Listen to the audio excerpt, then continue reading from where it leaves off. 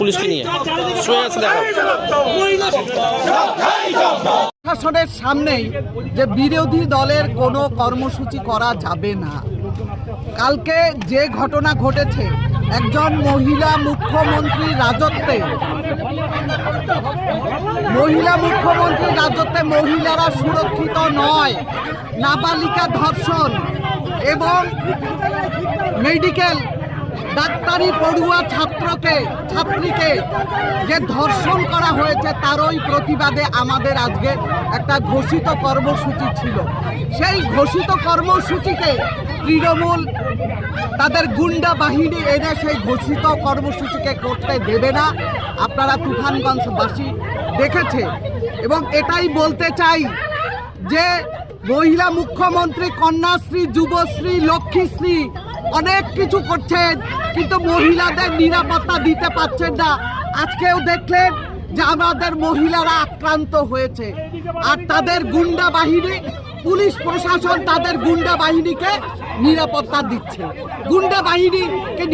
দিচ্ছে, যে বিজেপির কর্মসূচি করা যাবে না।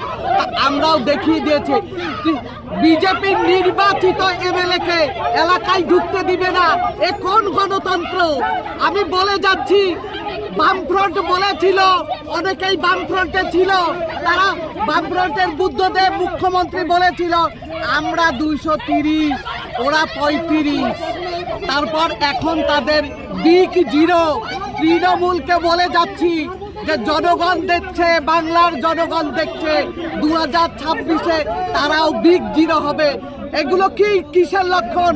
প্রশাসনকে নিয়ে আস্ফালন করছে, হেরে যাওয়ার ভয়ে যে বিজেপি বিরোধীদের কোনো কার্যক্রম করতে দেওয়া হবে না।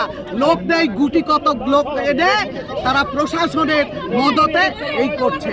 আমরা বলছি বিজেপি আছে, বিজেপি থাকবে তুফানগঞ্জ এবং কুচবিহারে, এবং বিজেপি দেখিয়ে দিবে আজকে যারা তৃণমূলের গুন্ডা বাহিনী, আজকে যারা বিজেপিকে আহত করেছে, আক্রমণ করেছে, পার্টি অফিসে হামলা করেছে, তাদের অবিলম্বে, প্রশাসনকে আমি বলছি অবিলম্বে তাদের গ্রেপ্তার করতে হবে।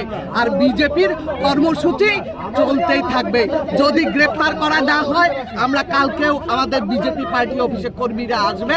যদি তৃণমূলের গুন্ডা বাহিনী এসে আবারও আক্রমণ করে, আমাদের আন্দোলন চলতে থাকবে। আমরা এরপরে বৃহত্তর আন্দোলনে সামিল হব এবং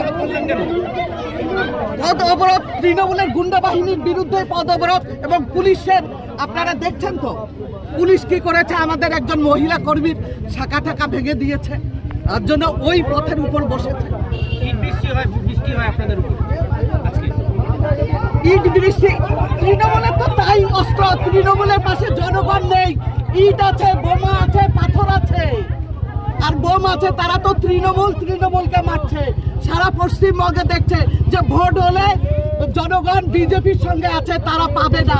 তাদের অস্ত্র হলো সন্ত্রাস, আতঙ্ক এবং বোমা, বন্দুক, ইট, এই তো তাদের অস্ত্র। কিন্তু মানুষ জনগণ বিজেপির পাশে আছে, থাকবে। আমরা আন্দোলন চালিয়ে যাব, আন্দোলন করেই। জেলা সভাপতি 9-9 দেওয়ার ডাক দিয়েছে, 9-9 করার। সে তো সময় কথা বলবে 9-9 হবে না তৃণমূলকে হারিয়ে দিবে, সেটা তো সময় কথা বলবে। আমি একটাই কথা বলছি, 230 আর 35 সেটা যেন মনে রাখে যে